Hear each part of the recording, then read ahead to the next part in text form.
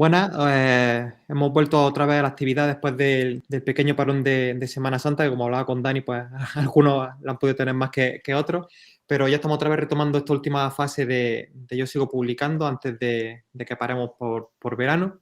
Y bueno, pues tenemos aquí otra vez a Daniel Pérez, un miembro de la comisión permanente de Yo Sigo Publicando, que evidentemente imagino que ya conoceréis de sobra, y va a dar precisamente uno de esos cursos que es ya un clásico aquí en Yo Sigo Publicando y que tiene bastante interés para muchas de las personas a las que acuden a estos cursos, que son doctorandas de la universidad. En este caso, lo que va a explicar es, imagino, con información un poquito más actualizada, en su segunda edición, es cómo preparar y cómo defender un plan de investigación que, evidentemente, es el paso número uno que tienen que hacer a lo que tienen que enfrentarse todas las personas que van a hacer el doctorado y que normalmente suele llevar algunos tipos de dudas y cuestiones, sobre todo administrativas, que plantean mucha incertidumbre, y ya pues Daniel se va a encargar de explicaros pues cómo afrontarlas de la forma más sencilla posible. Así que Dani, pues te dejo aquí al cargo de la nave y te vamos atendiendo por si surge algún problemilla. Vale. Ahora. Perfecto. Hasta ahora, muchas gracias.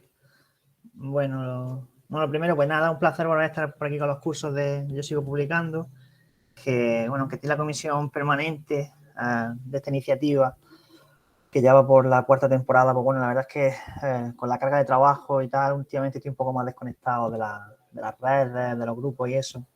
Así que bueno, mis disculpas por anticipado, ¿no? En cualquier caso, siempre estoy disponible por correo electrónico, si me buscáis en Google, para resolver las dudas que tienen que ver con este tipo de cuestiones, ¿no? Un poco más vinculadas de las que yo me vengo encargando, dentro Yo Sigo Publicando, fundamentalmente las cuestiones administrativas, de derecho, el plan de investigación, las memorias, ese tipo de cuestiones más quizá que tiene un aspecto técnico jurídico, informes de seguimiento y demás. Entonces, bueno, pues en ese tipo de cuestiones estoy disponible siempre, intento contestar al correo para, bueno, la brevedad mayor, ¿no? Entonces, pues bueno, eso es que vaya por adelantado quizá este pequeño comentario introductorio. Entonces, bueno, voy a compartir la presentación que tengo, que es la que usé en la primera edición, con alguna pequeña variación. Entonces, voy a compartir pantalla. Vamos a presentar.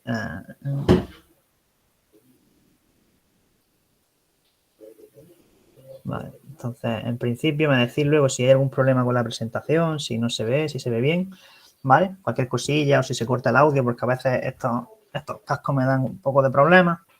Entonces, si hay algún tema de sonido o de imagen o lo que sea, me avisáis, ¿vale? Que yo solamente veo mi pantalla. Bueno, como decía, me ocupo principalmente de esta cuestión de la elaboración y la defensa del plan de investigación. En la segunda edición, aunque en verdad había un curso primero que di en el que era un curso macro, en el que se daba toda la cuestión o impartía toda la cuestión del plan de investigación, y luego muy pormenorizadamente daba también las claves de la gestión administrativa, los procesos administrativos a los que nos enfrentamos como doctorandos y doctorandas. Entonces di dos cursos dos ediciones de ese curso, luego decidí acortarlo y se quedó con el título que tiene ahora, y esta es la segunda edición de ese curso acortado, perdón. Entonces, digamos que bueno, que esta está más centrado en la cuestión específicamente del plan de investigación, ¿no? Entonces ya es la cuarta vez que lo imparto, yo creo que será la última, porque ya, bueno, hay veces en las que hay que dejar morir, ¿no?, a la bestia, y ya la sensación quizá de agotamiento cuando algo ya no da más de sí.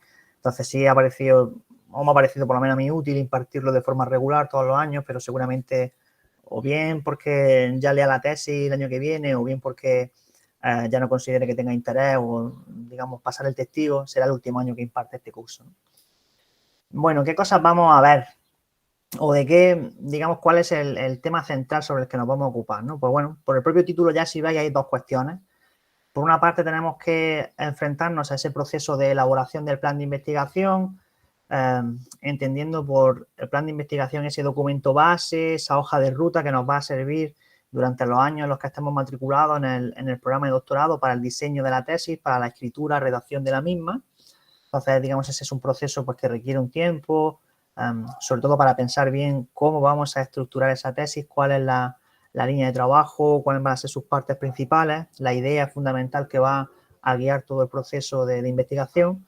Y luego, en el caso de la Universidad Española, que como sabéis tenemos un acto de defensa del plan ante una comisión académica, que en este caso, pues bueno, se organiza al término, ¿no?, de ese primer año de doctorado y que, bueno, viene un poco a suponer un pequeño teatro, un pequeño acto en el que hay que hacer esa defensa o, digamos, justificar por qué consideramos que la investigación, pues bueno, te aporta, es original o merece ser, digamos, abordada en el marco del programa y, por tanto, es un requisito para la continuidad en el mismo, ¿no?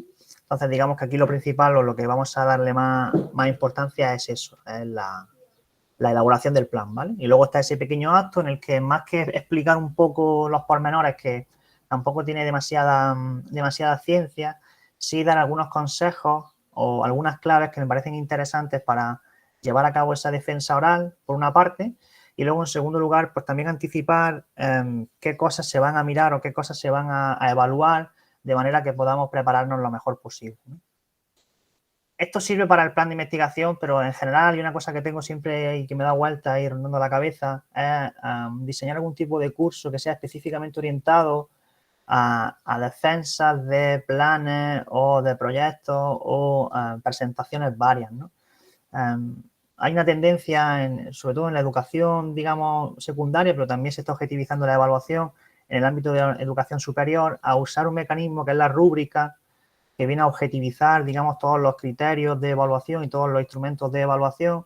Y entonces la forma en la que se está trabajando en investigación y sobre todo en docencia también, quizá aquí haya un interés especial, es a, digamos, objetivizar todos esos indicadores, de manera que, como se conocen de antemano, ya podemos preparar o diseñar nuestros planes, nuestros proyectos con arreglo a esos indicadores, ¿no? Y eso, a mi juicio, pues bueno, tiene una ventaja, ¿no?, que es que te permite tener expectativas más o menos ciertas y, bueno, hay un cierto grado de seguridad, ¿no?, en torno a lo que se te va a pedir, ¿vale?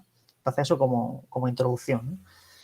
Bueno, pasamos entonces al primer punto, que sería, como digo, la elaboración del plan de investigación. Y bueno, esto sería un poco, ¿no?, digamos, el esquema o la plantilla. Si os vais a la página de la Escuela Internacional de Posgrado, hay un apartado específico de impresos y modelos normalizados, y entonces ahí, entre otros, tenéis el de la memoria, digamos, o el proyecto del plan de investigación, ¿vale? Y entonces, aunque esta captura de pantalla hay una pequeña parte que está actualizada, pero digamos que esto sigue siendo exactamente igual, el plan de investigación te exige esto, ¿no? Te exige tocar una serie de puntos, digamos que sería como la estructura, el marco, la arquitectura básica de lo que viene a ser tu plan o tu proyecto de investigación. Y en esa, digamos, ese esqueleto luego es lo que cada uno tiene que ir rellenando, con un límite de palabras, son 3.000 palabras, no es una memoria extensa, no exige, digamos, una investigación exhaustiva a fondo, es un plan, es un documento preliminar, permite, digamos, orientarnos. Para mí siempre ha sido como una especie de brújula, ¿verdad? Algo que te permite, pues, tener, cuando te pierdes un poco en el proceso de investigación, si tienes un buen diseño base, puedes recurrir a él para reorientar cuando tendemos un poco, ¿no?, abrir caminos por aquí, por allá, los spin-off, como lo llamo yo, ¿no?, de la serie principal, y nos desviamos un poco de la cuestión principal o digamos, del objeto de estudio que nos interesa, ¿no? Entonces, todos estos apartados, que no voy a leer porque los vamos a desarrollar ahora de forma pormenorizada, pues bueno, son los que tienen que estar reflejados en ese documento, y es un poco lo que yo he venido en estos cursos de Yo Sigo Publicando en los últimos años, pues dando algunas claves muy generales, sobre todo para que permitiese, digamos, o para que sirviese de ayuda a distintas sensibilidades, intereses, programas de doctorado, ¿no? Porque luego, digamos, hay cuestiones muy específicas en función de si estamos en el ámbito de las ciencias sociales, de las ciencias naturales, las ciencias experimentales. Todo eso, digamos, va matizando muchas de las cosas que hay que hacer, sobre todo, por ejemplo, y aquí con el diseño experimental, ¿no?, que es una cosa muy, digamos, que en el campo de las ciencias sociales, la ciencia jurídica, a la que yo pertenezco, no tiene el mismo grado ni es, digamos, es otra liga, ¿no?, en la que se juega, ¿no? Bueno, entonces, el plan de investigación, ¿qué partes tiene? Bueno, entonces aquí os la resumo, ¿vale?, de forma un poco más limpia, que se vea. Y bueno, pues son, digamos, los apartados básicos, claves, que ha de tener todo proyecto, plan de investigación, ¿no? Entonces, digamos, es un pequeño esqueleto, como decíamos.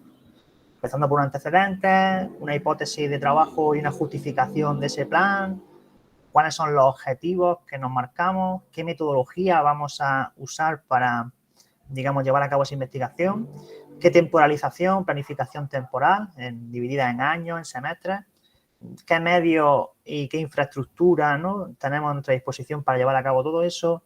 Y luego, finalmente, una pequeña referencia, una lista bibliográfica de 10 referencias actualizadas que den un poco, bueno, cuenta del estado de la cuestión, ¿no? Al fin y al cabo, nunca nos insertamos en problemas absolutamente nuevos ni absolutamente originales. Entonces, por tanto, siempre va a haber algún tipo de estudio previo o de análisis previo sobre aquella cuestión o alguno de los puntos de la cuestión a la que nosotros nos vamos a enfrentar en cuanto que somos investigadores, ¿no? Entonces, antes de entrar con todo y cada uno de esos puntos, que sería, digamos, pues eso, ¿no?, el trabajo propiamente de la elaboración del plan de investigación, pues siempre empiezo con esta diapositiva porque me parece que es interesante definir positiva y negativamente qué es y qué no es un plan de investigación, ¿no? Dar una delimitación positiva y una negativa, ¿no? Positivamente, ¿qué es un plan de investigación? Esto es lo primero que tendríamos que parar 5 o 10 minutos a pensar, ¿no? Y no confundir un plan de investigación con una memoria súper extensa, detallada, ¿vale? Entonces, digamos, este para mí es el primer paso, fue lo primero que yo hice cuando me paré enfrente del ordenador y empecé a escribir y con un límite de palabras, y entonces pues, bueno, reflexioné sobre qué es lo que quería hacer, ¿no? Entonces, ¿qué es un plan de investigación? Bueno, un plan de investigación es una hoja de ruta. Es lo que decía antes, es una especie de brújula. Si diseñamos bien lo que vamos a hacer en los próximos años, tenemos ese documento base, ¿no? Por tanto, no tiene que ser perfecto. Lo que sí tiene que ser es muy bien pensado, tiene que estar muy bien pensado, ¿no? Por eso doy ahí como 3 notas características que para mí son importantes en un plan de investigación, que sean la claridad. Cuando uno sabe realmente lo que quiere y está claro, eso redunda en beneficio de la investigación. La coherencia, que no haya descompensación entre las partes y que cada una de esas partes sea coherente entre sí. Si queremos investigar un objeto de estudio determinado, eso nos va a condicionar la metodología y, por tanto, tiene que ser coherente la metodología con el objeto y con los años en los que nos proponemos hacerla. Entonces, todo eso va a ir, digamos, conectado. Y luego la viabilidad, ¿no?, que es que se plantee una investigación original, interesante, pero viable. Y que no se nos vaya la olla, ¿no? Entonces, esto es importante, ¿no? Con los pies en la tierra y sabiendo que la investigación se hace más bien poco a poco. Esto es una cosa que quizá ha opacado mucho el discurso de la excelencia, ¿no? Ahora se habla mucho de la excelencia científica y da la sensación de que si no se hacen descubrimientos constantes, ¿no?, en el ámbito científico, pues todo es baldío, no sirve para absolutamente nada, ¿no? Entonces da la sensación de que toda la ciencia tiene que ser ciencia excelente, grandes descubrimientos, etcétera, etcétera, ¿no? Cuando más bien de lo que se trata es de hacer ciencia en pequeño, ¿no?, ir sumando poco a poco, y al final es una trayectoria científica lo que luego da, digamos, al sistema de ciencia y tecnología, es lo que le da su basamento y lo que permite, digamos, progresar, ¿no?, y hacer que un país tenga ese tejido tecnológico y científico de calidad, ¿no? ¿Qué no es un plan de investigación? Bueno, un plan de investigación no es, como decía, un programa detallado o exhaustivo de la investigación, ¿no? Perdona un segundo, que es que tengo aquí la ventana abierta. Voy a cerrar un segundo. Espera.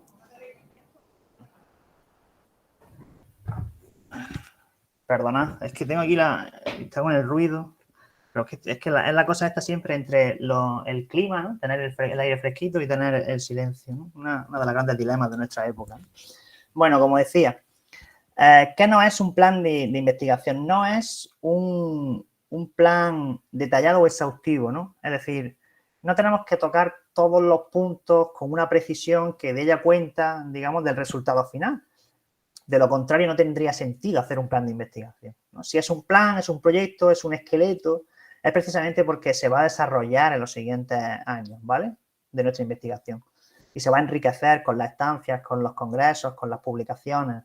Por tanto, esto sí que tiene que estar muy claro, ¿no? No obsesionarse con, en el primer año, intentar llegar a todos los estudios, a todas las cuestiones y a todos los detalles que tienen que ver con nuestra investigación, y tener esa sensación de que si no hemos hecho eso, el plan es malo. Para nada, ¿vale? Lo que sí tiene que tener el plan es como las principales cuestiones, línea, la metodología, todo lo que va a conformar ese proyecto tiene que estar claro. Luego eso ya con el trabajo se irá rellenando, ¿vale? No es un programa detallado, pero tampoco es un mero resumen. Y esto es una cosa que insisto mucho cuando también he dado este curso en otras ediciones, ¿no? Es decir, hay que dedicarle tiempo, ¿vale? No basta con hacerlo, pues no sé, así en un descansillo, en agosto. Eso denota poca calidad, denota poco interés. Luego hay una cosa que ya después de llevar mucho tiempo leyendo informes y corrigiendo artículos en revistas o revisando memorias, cosas así en las que ya pues me he metido muchísimo de lleno en este proceso, digamos, de revisión, de corrección, de trabajo en equipo y demás. Una de las cosas en las que me he dado cuenta, y esa es mi experiencia personal, es que cuando lees algo que alguien te envía, se nota mucho por la forma en la que lo dice, por cómo lo escribe, se nota cuánto ha trabajado por la manera en la que lo cuenta, ¿verdad? Se nota cuando no trabaja un punto y lo deja anotado, se nota que comprende o se nota en qué medida está justificado eso y por qué se acerca según una perspectiva descartando otra. Digamos, al final en el lenguaje se deja siempre entrever eso, el trabajo que hay detrás, ¿no? De forma aproximada, lógicamente, pero es cierto que se nota cuando alguien te ha entregado un churro, ¿no? Perdonad por la expresión, de última hora y cuando alguien te ha entregado algo que está trabajado. Sobre todo, digamos, en lo sólido del documento, en la claridad, en la estructuración, en la composición, en el equilibrio de partes, ¿verdad? Cuando una cosa se nota que le han dado muchas vueltas y han regresado a la primera parte y le han quitado un párrafo para ponerlo en esta otra para que no quede descompensado, todo eso se nota, ¿vale? Entonces, eso sí que, digamos, para mí es como el primer ingrediente de calidad, ¿no? Que hace que una memoria tenga, pues sea buena y tenga buenos visos, ¿no? De prosperar en el futuro, ¿no? Eso en cuanto a qué es y qué no es un plan de investigación. Luego está una cuestión que es dentro de cada una de las disciplinas la elección del tema. Es decir, qué tema os interesa o en qué temas podéis investigar conforme a digamos, las líneas metodológicas de investigación y temáticas que tenga vuestro director o directora de tesis. Y entonces esto, pues dentro de la medida de vuestras posibilidades, siempre recomiendo lo mismo, y es que es muy importante que el tema nos guste por la sencilla razón de que la ciencia grande, ¿no? Así, digamos, muy a trazo grueso, tiene una parte muy bonita, pero en la mayor parte del tiempo exige constancia, entre comillas, un sacrificio, no cristiano, ni no se trata de martirizarnos, pero sí tiene un sacrificio, digamos, de tiempo, de inversión de energía, de esfuerzo.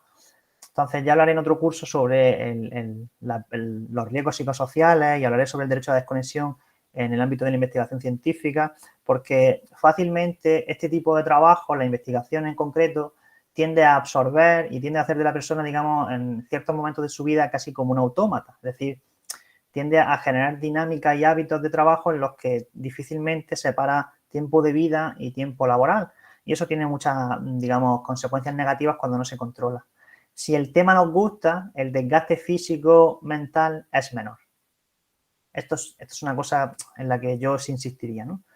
Dedicar mucho tiempo a una actividad que en principio te resulta desagradable, y no es que te resulte desagradable porque hay una curva de aprendizaje, sino que resulta desagradable porque realmente no te motiva el tema, no te interesa, eso puede, digamos, generar un estrés psicológico que es innecesario, ¿no? Porque le mandan mensajes contradictorios a tu cerebro, ¿no? Esto es una cosa sobre la que hay evidencia científica, ¿no? Es decir, actúas de una manera cuando piensas de otra. Eso no es sostenible en el tiempo, ¿vale? En segundo lugar, que el tema esté consensuado con el director, ¿no? En la medida de lo posible. Aquí yo sé que hay estilos distintos, hay directoras y directoras de tesis más jerárquicos, más democráticos. En definitiva, esto es bueno, aquí hay café para todos, ¿no?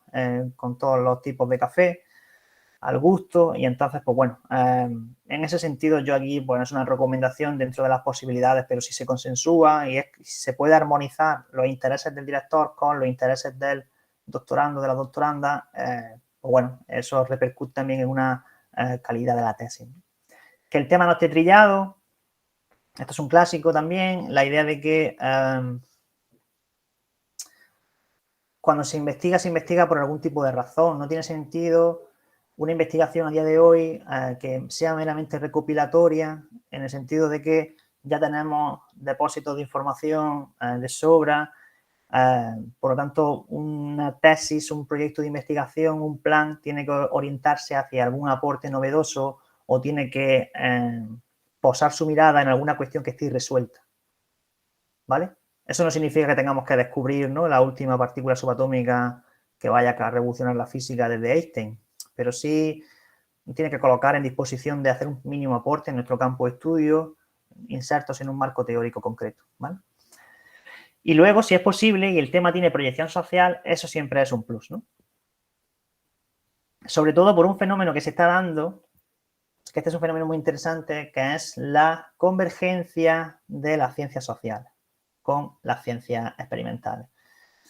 Es decir, a día de hoy, la ciencia cada vez más necesita de equipos interdisciplinares, aunque aquí hay una contradicción porque se sigue premiando a nivel digamos, de promoción dentro del sistema de ciencia y tecnología en España y en otros países, se siguen promocionando las líneas de investigación muy claras y definidas, cuando por otra parte se hacen llamamientos a la interdisciplinariedad, habida cuenta de que la sociedad y los objetos de estudio son complejos.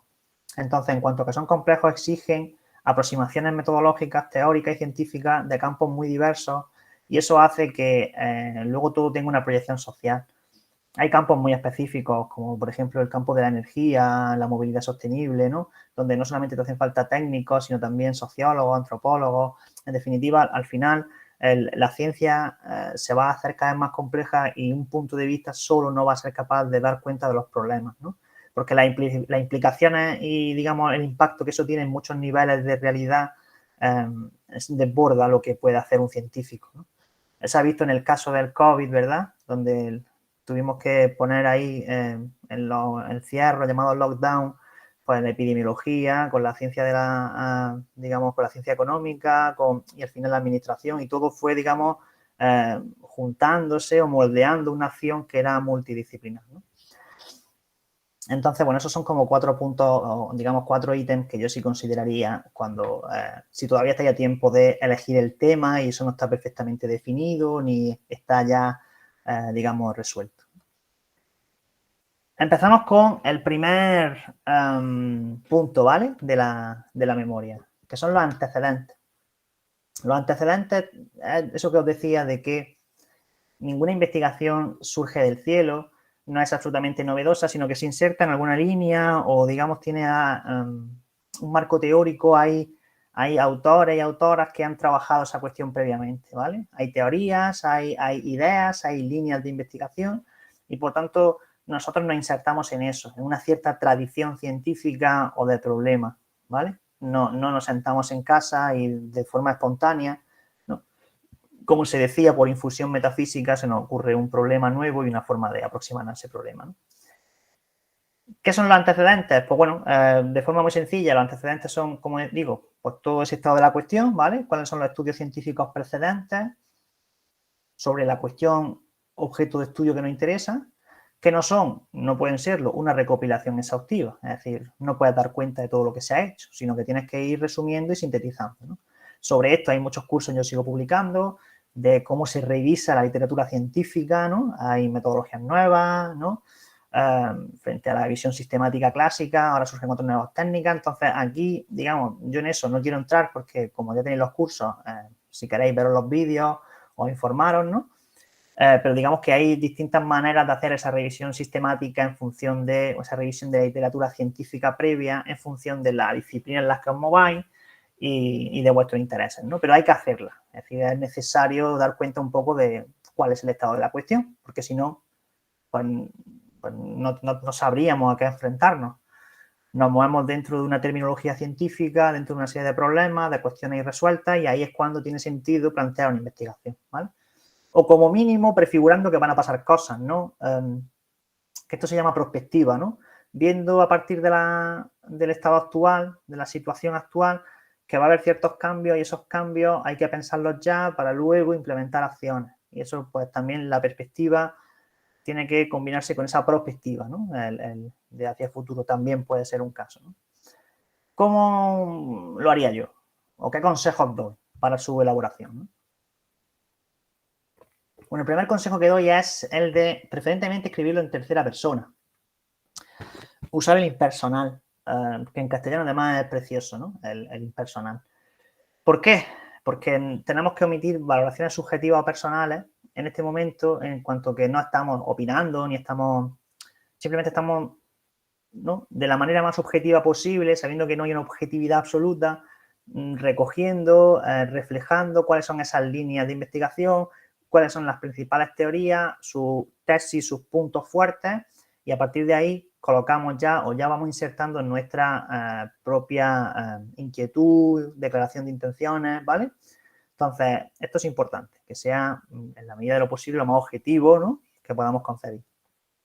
Son teorías, no hechos, por tanto no hay que contar la historia de la disciplina ni la historia del problema en sí misma. Lo que hay que contar son las teorías o, digamos, las propuestas teóricas que hay detrás de esa cuestión. Y luego, pues aquí lo que hay que hacer es seleccionar los estudios más representativos y recientes, ¿vale? Eso le da actualidad y, por supuesto, pues hay criterios para seleccionar qué consideras tú que es más representativo, pero siempre hay cierta literatura que está muy citada y que es obligado a hacerse cargo de ella, incluso aunque sea para criticarla luego, o ya veremos de qué manera, digamos, matizarla si no se está de acuerdo, pero hay que seleccionarlo, hay que mencionarlo, y aquí donde aparece el mayor volumen de citas, ¿vale? Se van a concentrar todas las citas en este apartado, porque aquí es cuando se nota que hemos lidiado, ¿no? Nos hemos enfrentado a todas esas teorías, a toda esa literatura científica, y tenemos que saber sintetizarla, depurarla y, por tanto, luego sintetizarla en un documento, que en este caso es nuestro plan de investigación, ¿vale? Esto sería como lo más básico, el primer paso, los antecedentes, ¿no? A partir de aquí nos movemos con dos componentes, dos elementos más, que serían la hipótesis y la justificación. La hipótesis apunta al qué, mientras que la justificación apunta al por qué hacerla y por qué hacer la investigación de este modo, ¿no? La hipótesis, por tanto, digamos, nos lleva al problema central, es la cuestión principal que vamos a abordar. Entonces planteamos una relación entre variables, tenemos una proyección a futuro, y eso es sobre lo que vamos a trabajar, ¿vale? Es un supuesto de hecho, una idea, una intuición que guía nuestra investigación en un sentido y no en otro. Por eso luego que tengamos que justificarlo, ¿no? Véase este punto. Si yo justifico que voy a ir en una dirección, tendré que decir por qué las otras no son válidas, no me interesan, en qué sentido no me interesan o no son válidas, ¿vale? Esta hipótesis, como está muy bien hecha, ya prefigura, va perfilando los objetivos y la metodología, ¿vale?, que vamos a ver en los siguientes apartados, y tiene que ser, en la medida de lo posible, pues afirmativa, clara, precisa, y ya en su formulación, que será breve, tiene que incluir las variables principales, ¿no? Entonces, en mi caso, que me dedico al derecho del trabajo en la Unión Europea, mi hipótesis es que la protección social depende de una libertad económica, que es la libre circulación. Y entonces ya en mi hipótesis formulé las dos partes principales de mi tesis, que es la libre circulación de trabajadores con la protección social o la política social, ¿no? Entonces ya tengo mis dos variables, mis dos elementos fundamentales, y luego ya eso se refleja en la estructura, ya me da una idea de qué metodología es la que voy a emplear, etcétera, etcétera, ¿no? En cuanto a la justificación, pues lo que decía, pues son los motivos, son las razones por las que decidimos realizar la investigación, ¿vale? Entonces, no motivos personales, sino el interés, ¿no? Es decir, en el sentido de por qué es interesante realizar esta investigación, qué aporta para mi disciplina científica y, además, por qué descarto otros itinerarios, ¿no? Anticiparse siempre a las objeciones o a las críticas es una forma de trabajar en ciencia muy sana, por dos razones. Una, porque te permite ponerte en el lugar de teorías, autores, posiciones que tú no compartes, y eso siempre genera una mente más abierta. Y en segundo lugar, porque ya te permite anticipar críticas, ¿no? Y eso pues, es algo que luego en la discusión científica, como sabéis, la ciencia es autogestionada y nada entra y sale. La ciencia en sí misma, digamos, es una especie de todo, ¿no? Los que investigan y evalúan en ciencia, a su vez son científicos y nos corregimos entre nosotros, y si vas a la NECA son científicos y científicas los que evalúan la producción científica. Entonces siempre es una discusión autorreferencial, ¿verdad? Y entonces, como es autorreferencial, tienes que anticipar críticas y objeciones de personas que insertos en tu ámbito profesional no van a estar de acuerdo contigo, ¿no? Entonces, por eso siempre es positivo, aunque descartes posiciones, pues ver por qué no, por qué sí, ¿vale? La justificación tiene que contextualizarse en un marco teórico. Entonces, pues bueno, eso ya lo que decíamos, los antecedentes ya nos llevan a eso, ¿vale? Marco teórico al final es eso, un marco de teoría. Hay gente que todavía se agobia con el marco teórico, sobre todo cuando están dando sus primeros pasos en la investigación. Estoy pensando en TFM y este tipo de trabajos de investigación. Y en el marco teórico nunca se sabe muy bien exactamente qué es o para qué sirve, ¿no? Y es para esto. Es para justificar, para dar cuenta de la literatura científica y al mismo tiempo para justificar qué es lo que vamos a hacer. Entonces es una suerte de, pues yo lo llamaría como una suerte de bisagra, ¿no? Nos conecta entre el pasado y el futuro y entonces es la bisagra que nos permite dar ese salto, ¿no? Y luego además también hay que justificar el enfoque y esto ya nos traslada a la metodología, ¿no? Porque la naturaleza del problema o del objeto de estudio exigirá una metodología concreta, que puede ser interdisciplinar, comparada, ¿vale? Hay muchísimos tipos de enfoques de estudio, pero digamos, la cuestión misma, la cosa, ya da de sí cuál va a ser el modo de estudiarla, ¿no? Lógicamente no tiene sentido, pongo un caso un poco absurdo, ¿no? Pero para un jurista no tiene sentido preguntarse qué dice una ley. A lo mejor sí, pero bueno, se llama investigación sociológica. No tiene sentido preguntarse qué dice una ley yendo por la calle y haciendo, ¿no?, entrevistas, porque ya está publicado lo que dice en la ley. Entonces, a lo mejor para un sociólogo sí tiene interés ver cómo la gente recepciona la ley. Pero para un jurista hay que estudiar el documento mismo, la fuente, que es la ley en sí misma. Y luego a lo mejor sería interdisciplinar si mi interés es estudiar la ley dentro de su propia lógica y su impacto social. Y entonces hago investigación jurídica, investigación sociológica, ¿no?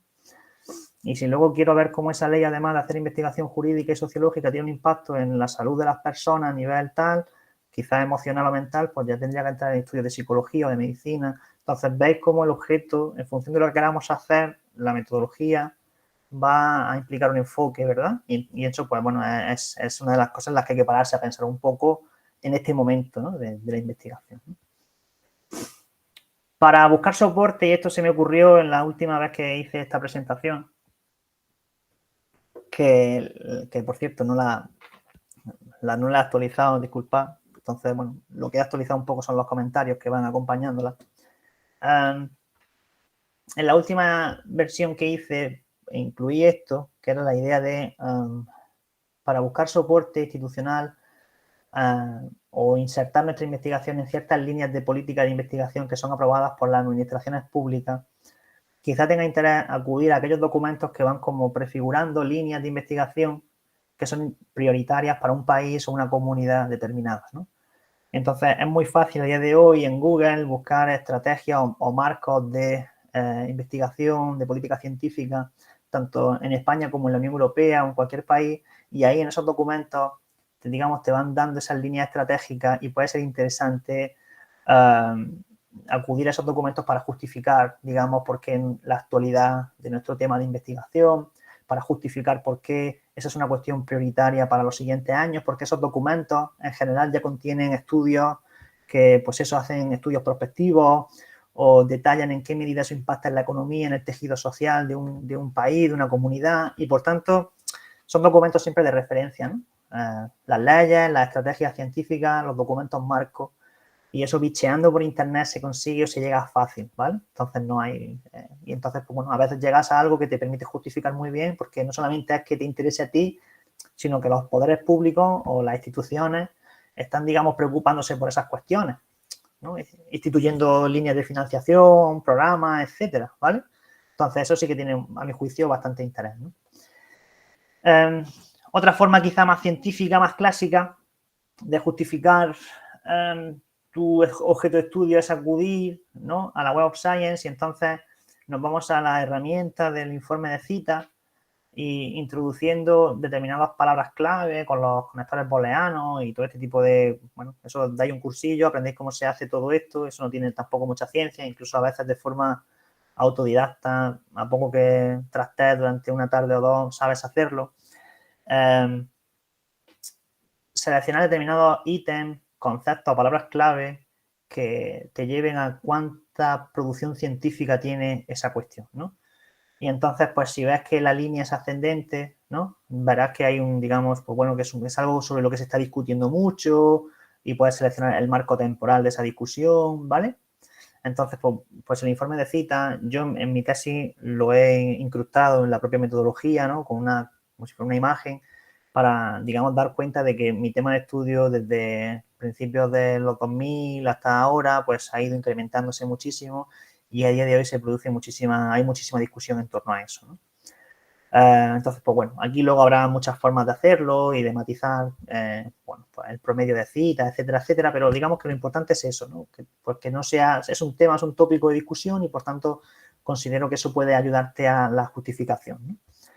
Esa sería como la principal idea, ¿no? Entonces, pues como digo, así lo puse yo en mi tesis, ¿no? ¿veis que hay una línea muy, como más o menos constante, ¿no? Que te permite decir que el tema no ha decaído y que el tema está presente, ¿vale? Y entonces en el año 2021 pues, hubo un pico, ¿no? Esto lo hice a principios de 2022, por eso luego bajó. Y bueno, esa, digamos, es un poco la idea, ¿no? Entonces, pues introduce tópicos distintos, ¿no? Pues yo puse de 1992 a 2022 Free Movement of Workers, que es, digamos, libre circulación de trabajadores, la libertad económica, ¿no? Y luego en la segunda imagen, pues puse Social Protection European Union para un poco, digamos, vehicular esos dos componentes de mi tesis, ¿no? Eso, pues bueno, como eso es simplemente una recomendación, una sugerencia, no es necesario, no viene reglamentado en ningún sitio, ni viene exigido, ¿vale? Por tanto, tampoco hay que agobiarse de... Cada uno luego tiene su forma y hay gente muy creativa a la hora de justificar su tesis y demás. Entonces, pues bueno, eso simplemente es una recomendación sin más, ¿no? Los objetivos, que serían ya el para qué, ¿no? Estamos en el qué, estamos en el por qué y ahora nos vamos al aspecto finalista o teleológico, que serían los objetivos, ¿no? De la investigación. Pues bueno, en los objetivos, la clave principal sería esa idea, ¿no? De pensar cuáles van a ser los resultados finales, cuáles van a ser los aspectos, ¿no? Los estándares que finalmente se cumplirían si la tesis llegara a término, ¿no? Finalizara correctamente, ¿no? Entonces, consejos para hacer esto es que se redacten siempre en infinitivo, esto es un clásico, ¿vale? Encontraréis listas de verbos en internet, esto es una cosa yo recuerdo cuando era estudiante, llegué a Granada hace ya muchísimo tiempo, ¿no? Para hacer memoria y trabajo y tal, buscar listas de verbos, ¿no? En internet.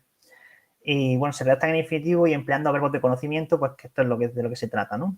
Analizar, sistematizar, comprender, relacionar, examinar. Son este tipo de verbos los que nos permiten dar cuenta, ¿no? De cuáles son las cosas que vamos a hacer en nuestro objeto, en relación a nuestro objeto de estudio, usando esos verbos de conocimiento, ¿vale?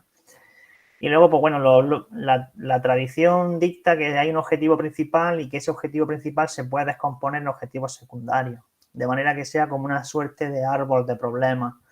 En el árbol de problemas, esto es una cosa que yo aprendí a hacer cuando trabajé de cooperante en América Latina, cuando había dos fases en los proyectos de cooperación al desarrollo y cuando teníamos que, digamos, localizar cuáles eran los problemas, hacíamos un elemento diagnóstico, normalmente pues construíamos un árbol de problemas de manera que resolviendo los problemas, digamos, atómicos, llegáramos a resolver los problemas moleculares y al final nos se diera una resolución a la gran cuestión que queríamos abordar, la que fuese, ¿no?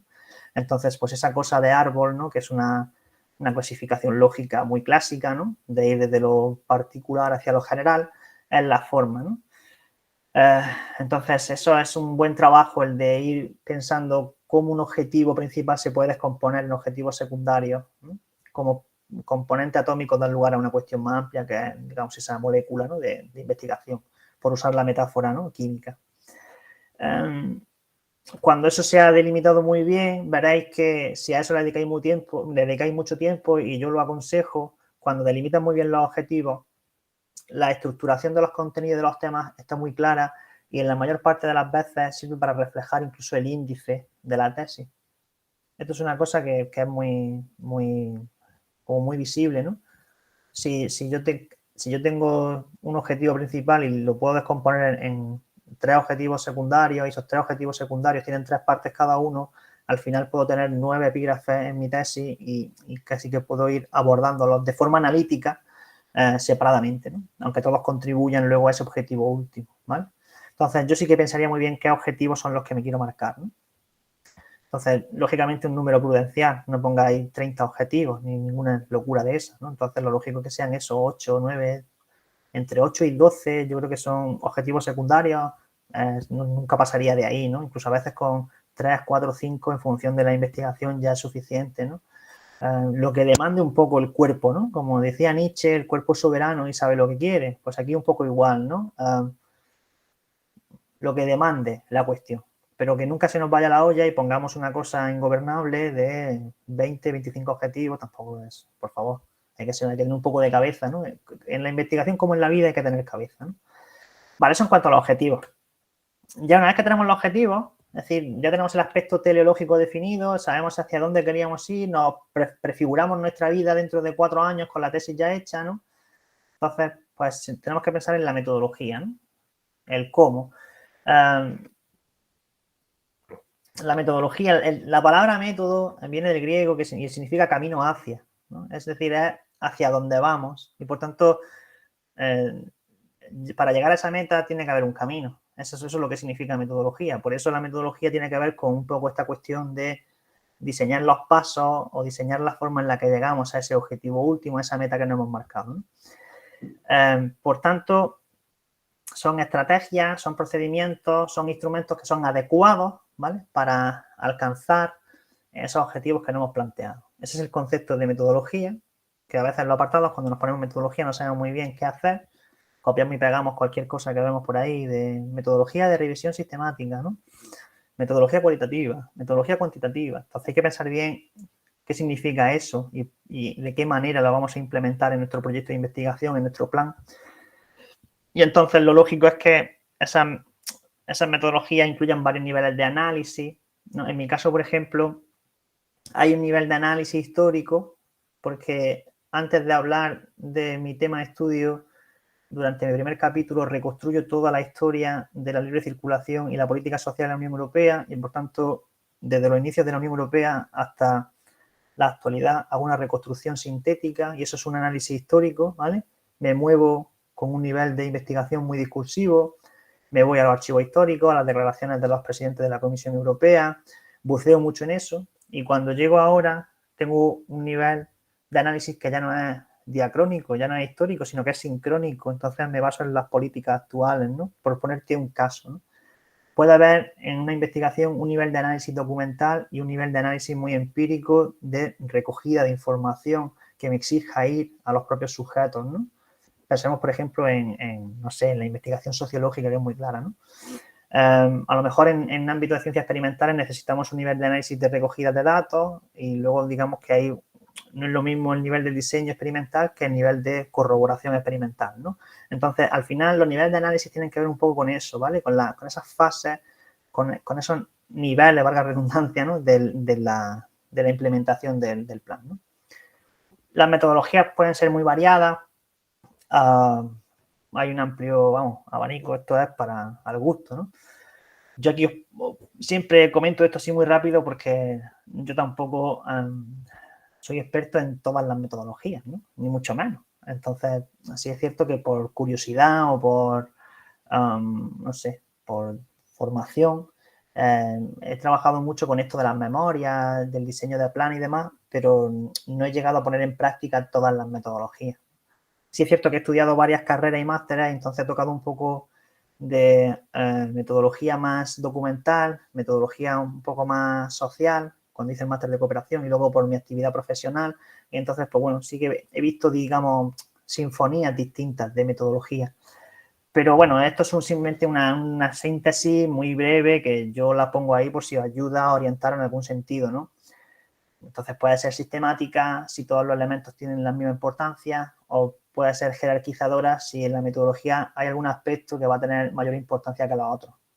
Puede ser teórica si yo desde mi cuarto con los libros me basto o empírica si necesito ir a recoger fuentes de información, ¿no? Del mundo real, ¿vale? Y entonces necesito tomar esa, digamos, esa información a través de una metodología ya de campo, ¿no?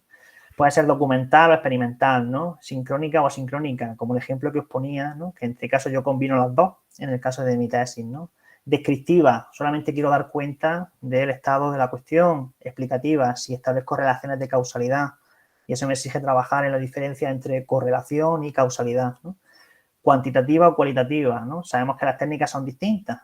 En lo cuantitativo prima pues, la información estadística, por ejemplo, o el cuestionario, ¿no? En la cualitativa, al final no se trata solamente de dar cuenta de los fenómenos a nivel macro, sino de una comprensión más individualizada. Y entonces eso se traduce, por ejemplo, en los grupos de discusión, en las historias de vida, por ejemplo, ¿no? Longitudinal o transversal. Pues, por ejemplo, la metodología longitudinal sigue a los sujetos de estudio durante una etapa, ¿no? Histórica, ¿no? Por ejemplo, estaba leyendo hace poco un estudio longitudinal sobre la felicidad, que siguieron a la misma población que era objeto de estudio desde 1983 hasta la actualidad.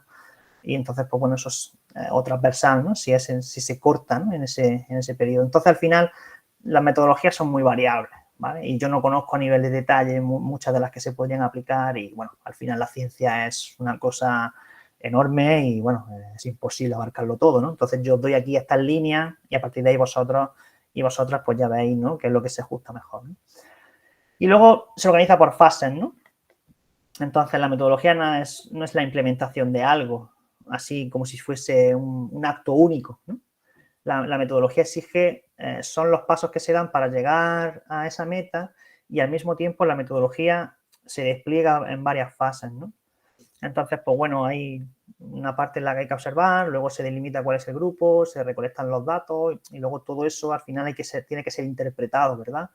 Los resultados tienen que ser sometidos a interpretación, a discusión, a análisis crítico. Entonces, pues bueno, pautaros bien, digamos, a nivel temporal, cómo se va a desplegar esa metodología, ¿no? Luego, en última instancia, luego ya los resultados se difunden, ¿verdad? Y es estas cosas que hacemos cuando hay un plan de investigación, un plan de innovación docente, todo este tipo de cosas, pues al final hay un plan de difusión siempre, ¿vale?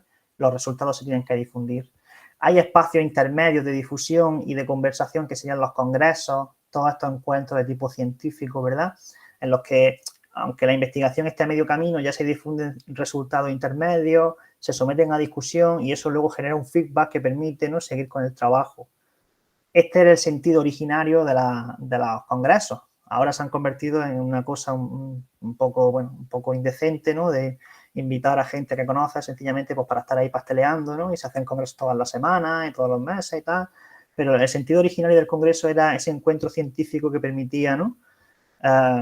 Y se sigue haciendo en ciertos sitios, ¿no? No quiero generalizar tampoco, pero sí es cierto que el congreso, mi experiencia es que se hacen demasiado y se ha desvirtuado un poco su función, ¿vale? Y por todo esto de la producción científica, ¿no?, mecanizada, ¿no? Y una vez que tenemos ese diseño de metodología, pues luego hay fuentes de estudio que son los registros de información. Esta separación analítica la hago yo, no tiene tampoco más interés. Sencillamente, pues bueno, yo distinguí entre mi diseño metodológico y de dónde iba a extraer la información, porque me clarificaba muchísimo a mí. A nivel de estructura mental, ¿no?, digamos, a mí me ayudaba mucho. Entonces lo hice así, ¿no? Y, bueno, algo canónico, clásico, es distinguir entre las fuentes primarias, ¿no?, esa evidencia o testimonio directo, y las fuentes secundarias en las que la información ya nos aparece organizada, es un conocimiento elaborado, ¿no? Es una publicación de un autor que habla sobre un tema.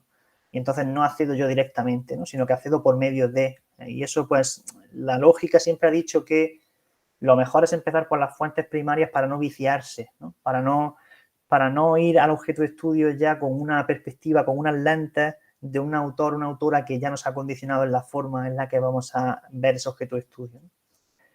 Y bueno, aquí yo siempre, si hay información pública, pues siempre acudir a esa información pública porque seguramente sea la de mayor calidad.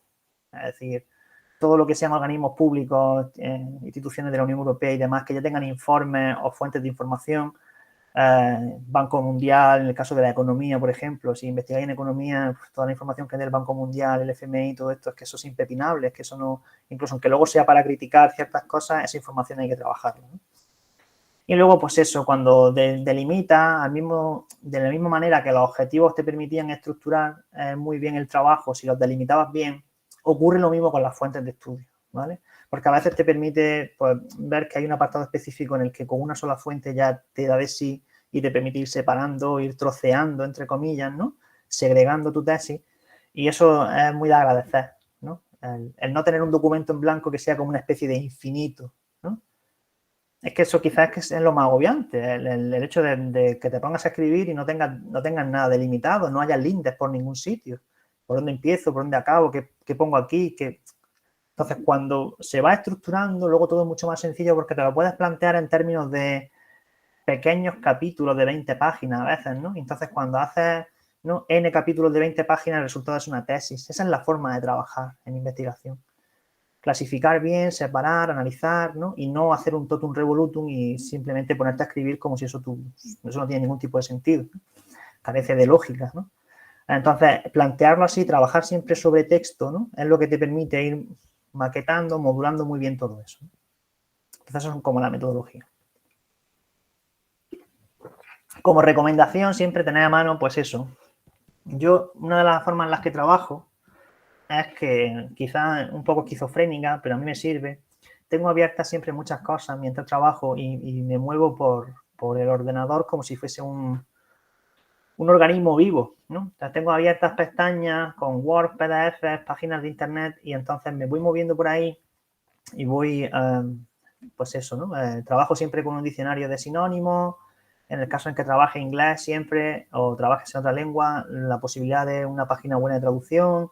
Trabajo con algún manual de estilo, alguna lista de, ¿no? Entonces siempre trabajo a nivel de escritura científica con varios documentos que me permitan ir, ¿no?, mejorando la escritura, etcétera, ¿no? Y luego siempre trabajo con algún tipo de índice o de documento marco.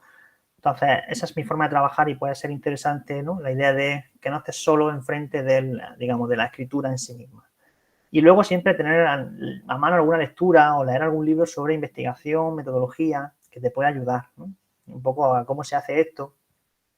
Y habrá que ver qué pasa en el futuro, aunque es un debate abierto, ¿no?, sobre los lenguajes naturales, ¿no?, el ChatGPT y todo este tipo de redes neuronales que lo que están haciendo es supuestamente reproducir el lenguaje natural humano, aunque yo en mi caso, en la interacción que he tenido con ChatGPT es bastante torpe en muchas de las cosas en las que le he planteado y general, ¿no? Entonces habrá que ver en qué medida el uso de simuladores, ¿no?, de redes neuronales que simulan lenguajes naturales va a abreviar el proceso de escritura científica, ¿no? Quizá dentro de un tiempo, cuando se normalice o se estandarice eso, en la escritura científica 100% humana, digamos, que ya escasea, porque hay mucha escritura humana, entre comillas, que se basa en citar textualmente cosas que están en un apartado específico y, por tanto, ya ni siquiera es, digamos, de elaboración propia, de cosecha propia. Pero seguramente dentro de un tiempo veremos esa discusión y el valor o no que aporte la escritura, digamos, humana 100%, ¿no?, de cosecha, ¿no? Entonces, aquí lo que sí está bien es quizás generarse un estilo de escritura y de investigación, ¿no?, que es lo que hace que te distinga un poco del ser un mero copiador y pegador, ¿no?, de cosas que están por ahí, ¿no? Entonces, al final, la forma en la que uno digiere algo y digamos, lo vuelca, es para mí lo que hace interesante leer a un autor y no a otro, ¿no? Entonces, en la investigación se está estandarizando mucho y eso tiene mucho sentido porque en determinados campos de la investigación científica, si tienes una forma muy mecanizada de hacer las cosas y tal, llegas y te resuelve el problema, pero luego la escritura científica, esa de calidad, esa que gusta leer, ese libro que te gusta comprar, seguramente lo compremos no porque esté muy mecanizado y sea muy resolutivo, sino que lo hagamos porque tenga un estilo, ¿no?, interesante, ¿no? En el caso de la divulgación científica, desde luego, ¿no? Yo que soy un lector de divulgación científica desde mi época de bachillerato y demás, a mí hay ciertos autores que me gusta mucho leer precisamente por la forma en la que escriben, ¿no? Entonces, esto es un debate que habrá, ¿no?, interesante sobre si al final simplemente introduciremos inputs, datos para que una red neuronal nos dé, digamos, el artículo hecho, o si tiene sentido que sigamos nosotros haciéndolo, o qué implicaciones tiene eso a nivel de derechos de autor, o, en fin, imaginaros, ¿no?, a nivel de acreditación, etcétera, etcétera. Entonces, eso pues será un debate que tendremos en los próximos años. Para el tema formal, en cualquier caso, al margen de uso de este tipo de inteligencia artificial, pues bueno, en Teseo en España tenéis todas las tesis doctorales, en Dialnet tenéis un apartado específico de tesis, con lo cual podéis mirar tesis recientes de vuestro campo de estudio, departamento, etcétera, para ver el tema formal. Y en el caso de la Universidad de Granada también están en el repositorio, ¿no?, institucional, que yo ahí pues le eché un vistazo cuando entré a algunas tesis de mi departamento y ver un poco pues cuál era el formato y demás, ¿no? En lo particular no me gustaron mucho, pero bueno, a veces sirven para orientarse, ¿no? En cualquier caso, siempre yo insistiría en esta cosa de la originalidad, a veces hay cosas como que están muy trilladas, ¿no? La forma de poner los títulos de los epígrafes, la forma de plantear la investigación. Yo ahí sí que, digamos, insistiría en ser un poco original, ¿no?, en darle una vuelta y no hacer lo que hace todo el mundo, ¿no? Porque al final, a día de hoy ya el número de investigadores y de investigadoras se ha multiplicado tantísimo que ya no es una profesión específica a la que solo acceden, ¿no?, un número reducido de personas, sino que ya mucha gente se dedica a esto, ¿no? En condiciones malas, también hay que decirlo, ¿verdad? Las condiciones laborales, cuando hay una relación laboral, son terribles. Cuando no hay una relación laboral, directamente es una cosa que yo, mi opinión personal sobre eso, bueno, ni siquiera la voy a decir, pero es importante, ¿no?, esta cuestión de que tengas algún tipo de estilo como investigador o investigadora, ¿no?, que no te limites a copiar o a imitar, ¿no? Eso yo creo que para mí es la defunción de la investigación. Bueno, entonces ya una vez que tenemos todo eso, hemos visto la hipótesis, la justificación, teníamos nuestro tema bien elegido, hemos diseñado una metodología, ¿no?, estamos ahí aquilatando el tema formal, pues tenemos que plantearnos cómo temporalizar eso, ¿no? Es decir, cómo darle a eso un curso temporal. La temporalización es una cosa que ya aparece en todos los documentos, en todos los sitios. Es decir, si quieres opositar a educación secundaria como profesor, tienes que temporalizar. Si pides un proyecto de investigación en la educación superior, tienes que temporalizar. Las administraciones, sus políticas de programación llevan un marco temporal. Todo hay que temporalizarlo en la medida en la que pues se implementa en determinados momentos, y aunque eso luego, pues como todo en la vida, porque el mundo es caótico y nunca sabemos si una pequeña leve modificación en las condiciones va a resultar en una situación totalmente distinta de la inicialmente prevista, pese a ello tenemos que intentar darle a eso una consistencia temporal, ¿no? Esa consistencia temporal, pues bueno, es, digamos, eso, pues un pequeño mapa, no hace falta que sea absolutamente preciso, ¿no? Que es verdad que eso es un defecto. Yo no conozco bien en otros países a este nivel, pero sí es verdad que hay ciertos defectos en la administración española, en ciertas cosas de exigir ítems como muy específicos para determinadas épocas, que es un absurdo, porque yo no te puedo garantizar que en el año segundo, en el mes quinto del proyecto te voy a entregar el ítem 5.3, ¿no? Eso es una cosa. Los seres humanos no trabajan así, el mundo no funciona así, pero bueno. Entonces, ni tanto ni tampoco, ¿no? Aquí yo planteaba eso, ¿no? Un primer año de elaboración de la tesis, esta actividad formativa. En el segundo año ya nos vamos abriendo comunicaciones, empezamos a publicar. En el tercer año ya tenemos esa publicación obligatoria, estancias de investigación. Y el cuarto año, una especie de todo lo que se ha ido dejando, ¿no? El quinto año de prórroga extraordinaria en caso de que necesitemos ajustar, ¿no?, esa programación. Entonces, esto es un ejemplo, ¿vale? Y aquí pues, se podría expresar de esta manera: año y divide semestres, ¿no?, primer semestre y segundo semestre, y entonces pues más o menos da unas líneas generales. Esto se puede hacer más detallado y ya pues aquí un poco al gusto de cada uno, ¿no? En función de lo que se pueda y sea realista hacer, partiendo de esta idea, se puede, ¿vale? Sería un poco lo que yo recomendaría en la parte de temporalización, ¿no? Tampoco tiene más historia, ¿no? En cualquier caso, si bicheáis por internet, como digo, vais a ver que hay pues, documentos muy currados de temporalizaciones, incluso pues, con su calendario y demás, ¿no? Entonces, pues es ya aquí al gusto de cada uno, como digo. Aquí ponía siempre el ejemplo este de lo llevo haciendo todos los años que doy el curso, todas las ediciones, el ejemplo que me parecía muy intuitivo, muy claro, del programa de doctorado de educación, donde se dividían muy bien, digamos, los cursos, las cosas que había que hacer. Y entonces, pues si ponéis el programa de doctorado de educación y veis cómo está, quizá os resulte interesante también un poco pues, ver, ¿no?, inspiraros ahí, ¿no? Entonces, este tipo de cosas siempre a modo de inspiración. Luego hay que dotar de originalidad siempre a nuestros documentos, a nuestros planes. Pero como inspiración y darte ideas así un poco genéricas siempre viene muy bien, ¿no? Y entonces, el de educación, cuando estuve revisando varios programas de educación, programas de doctorado, perdón, el de educación me pareció especialmente interesante y por eso lo dejé aquí y lo sigo poniendo de ejemplo, ¿vale? En cuanto a los medios y la financiación, bueno, aquí ya, pues, lo primero, ¿cuál es el capital en términos genéricos con el que contamos? ¿Cuál es la infraestructura en la que nos vamos a insertar? Especialmente relevante si tenemos una investigación que depende de unos medios de laboratorio específicos o si tenemos que hacer un desplazamiento internacional o si requiere una investigación de campo que exija, ¿no?, también un trabajo concreto. Todo eso hay que tenerlo más o menos previsto.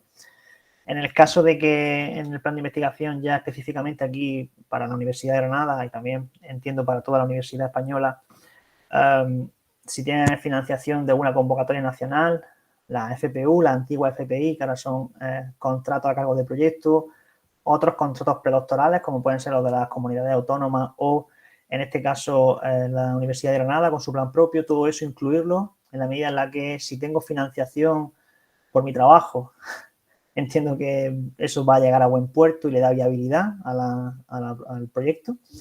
¿Cuáles son los recursos de la universidad, de tu facultad, de tu departamento? O si hay un proyecto de investigación activo, que esto sería lo deseable, en el que participara el director o la directora de tesis y, por tanto, hay recursos para congresos, para estancias o para cosas varias. Y, bueno, como decía, especialmente importante para el caso de las ciencias experimentales, en la medida en la que, bueno, hacer una investigación en un sitio u otro puede implicar un cambio sustancial, puesto que necesitas un equipo específico de laboratorio, ¿no? Entonces, pues eso es importante. Y luego la bibliografía, y esto sería el último paso, pues bueno, aquí tendríamos que referir un poco los soportes documentales básicos que hemos leído y que, bueno, son los, digamos, las lecturas básicas, ¿no? Las lecturas que dan pie a la investigación, ¿no? Entonces, pues bueno, son fundamentales, son básicos, no hay que buscar el último artículo más específico y tal, pero bueno, pero sí es verdad que si encontramos artículos muy buenos sobre nuestro tema específico hay que citarlos, lógicamente, pero que se entienda que no pasa nada, digamos, si no encontramos 10 artículos absolutamente aquilatados, ¿no? Digamos, coherentes con el tema, sino que al final son lecturas básicas y fundamentales. Sí es verdad que, bueno, que cuanto más especializada en el sentido, digamos, de disciplina y demás, pues mejor, ¿no? Máximo son 10 referencias, ¿vale? Y se les aconseja incluir manuales, por la sencilla razón de que un manual es un material docente y no es una obra científica como tal.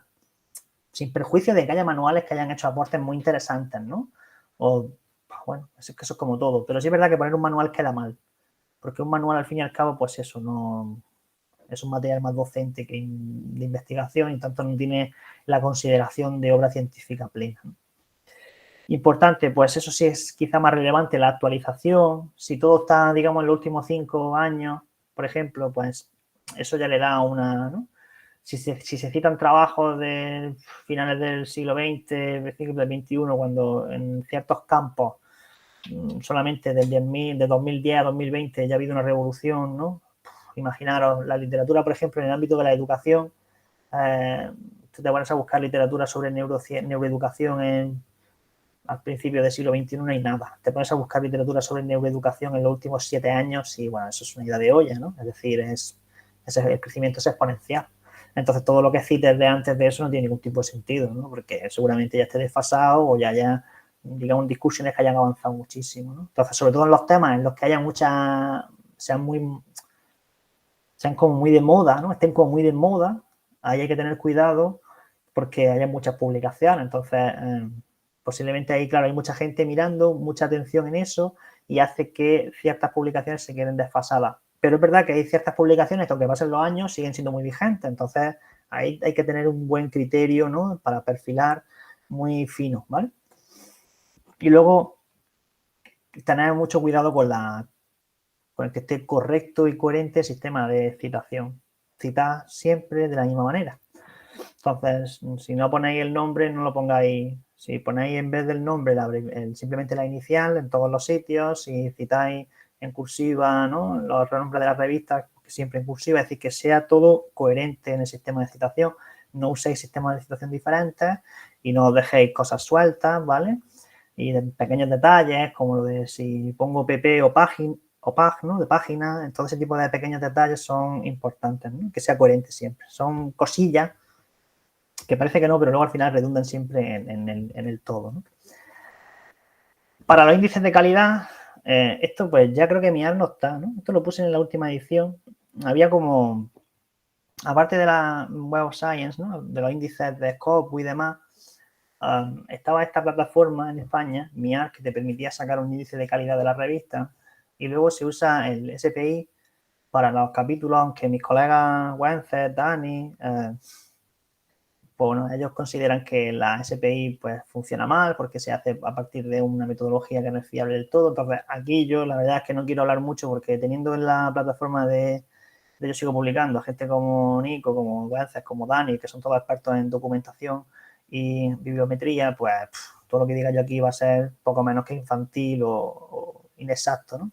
Entonces, bueno, para esos temas, siempre la referencia de, ¿no? El argumento de autoridad está en ellos son los que más saben de esto, son punteros en la Universidad de Granada y en España y publican en revistas muy buenas internacionales y, en fin, ellos son los que están haciendo que esto vaya avanzando en nuestra universidad y, por tanto, yo ahí no tengo mucho más que decir, pero bueno, acudí a índices de calidad que a veces pueden servir para justificar o para ver qué tipo de publicaciones son más interesantes de citar, ¿no? Entonces, eso siempre tenerlo en cuenta, ¿vale? Así como idea. Bueno, entonces eso sería un poco de forma resumida, breve, en un curso que dura una hora y cuarto, pues bueno, un plan de investigación. Entonces, pues bueno, lo que se puede hacer en el tiempo en el que se puede hacer. Si esto fuera un seminario de una semana en la que nos viéramos todas las tardes, ¿no? Podríamos plantearlo, ¿no? Yo cobraría un módico precio por ello, ¿no? Pues trabajaríamos con cada uno de los apartados al día, haciendo sesiones de escritura, ¿no? De todo eso, ¿verdad? Es una forma como casi de academia, ¿no? Pues plantear un día a la semana, ¿no? O un par de días a la semana y ir trabajando cada uno de los apartados a partir de los textos mismos, ¿no? Y entonces hacer, digamos, ese nivel de detalle sobre la marcha, ¿no? Aquí, pues lógicamente, esto es un curso genérico, entonces son pautas, ¿no? Entonces no podemos profundizar. Una vez que tenemos eso, una vez que tenemos el plan de investigación ya, imaginamos que sea todo bien, está hecho, visto bueno del director, se ha repasado 20 veces, ¿no?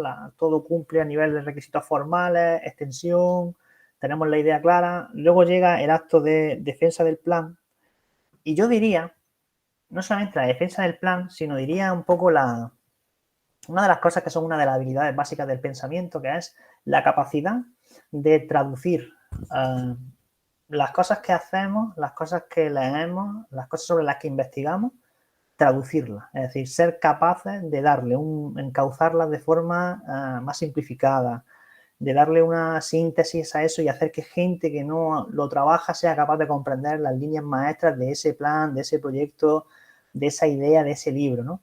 Al final esta es una habilidad básica, ¿no? Del investigador, de la investigadora, y tenemos que ser muy conscientes. Entonces, saber traducir exige esa capacidad de síntesis que no es habitual, ¿eh? No es para nada, yo no la daría por hecho en la universidad. Hay una gran parte de la plantilla que conforma digamos, el corpus de profesores, investigadores, docentes y demás, que esto de separar lo esencial del accesorio le cuesta mucho, ¿no? Por eso yo, por ley, pondría un límite a los artículos, a los capítulos y demás, porque no tiene sentido que haya capítulos o artículos que tengan esa barbaridad de páginas, ¿no? Con tantísimas citas y tantísimas cosas, porque eso realmente no es ciencia, eso es otra cosa, ¿no? Eso es archivar, eso es, pues no sé, trabajar en el medievo como un copista y empezar ahí a copiar todo. Entonces, la capacidad de sintetizar creo que va a ser muy importante, sobre todo a la vista de la complejidad, ¿no? Entonces, esa es una habilidad fundamental, la traducción. Y luego la segunda habilidad fundamental es la exposición oral. Que la exposición oral es una cosa que requiere pues un tipo de ensayo y de entrenamiento distinto del escrito, lógicamente, ¿no? Nos movemos siempre en dos planos. Tenemos el plano del texto escrito y eso exige una calidad a la hora de estructurar el tema, de escribir, etcétera, etcétera. Y luego la parte oral exige ensayarlo mucho para intentar aquellos elementos que no puedes controlar que te afecten lo menos.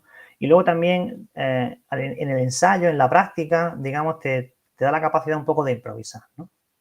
en el uso del lenguaje, la terminología y demás, ¿no? Entonces, cuando haces eso mucho, quitas pues, todo eso que son los nervios o quitas todo eso que es porque está más asociado a la falta de experiencia, ¿no? Porque cuando uno se expone oralmente, da clase todos los días, está en foros, en congresos, da cursos, etcétera, pues bueno, se va un poco, digamos, moldando y genera una suerte de relativa habilidad o capacidad para hacer esto, ¿no?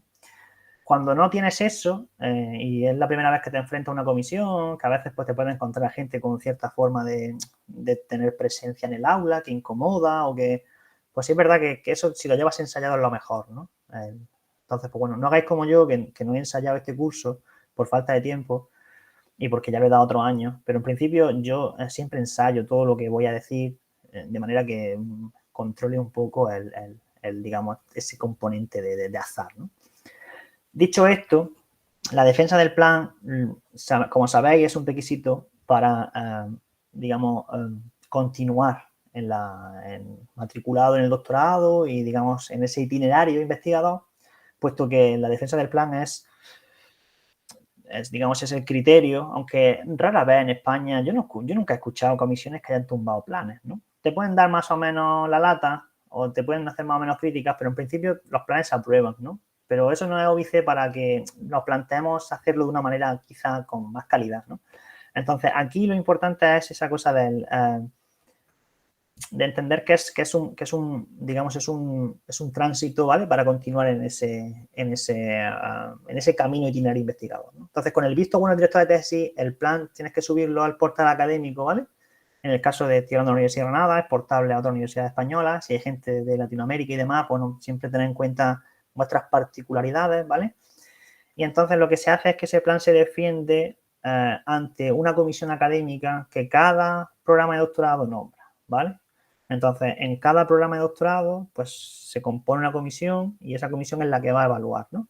Normalmente se reparten los trabajos y al final quien se lo lee es una persona o, digamos, siempre recae más el peso en alguna de las... Pero en principio son comisiones tripartitas, ¿no? Son 3 partes, hay 3 personas, ¿no? Además del plan, también se puede solicitar la elaboración de un documento, un resumen, ¿vale? Ya sea la defensa oral en su momento, cuando yo la hice porque estábamos en COVID, online, perdón, o oral presencial. Y entonces esto es, digamos, pues una especie de, para no leerse las 3.000 palabras quizá del tirón, para tener allí, digamos, viendo un resumen del mismo, la capacidad de hacer mapas conceptuales, esquemas, ¿no? Esto siempre es una cosa muy, muy positiva, ¿no?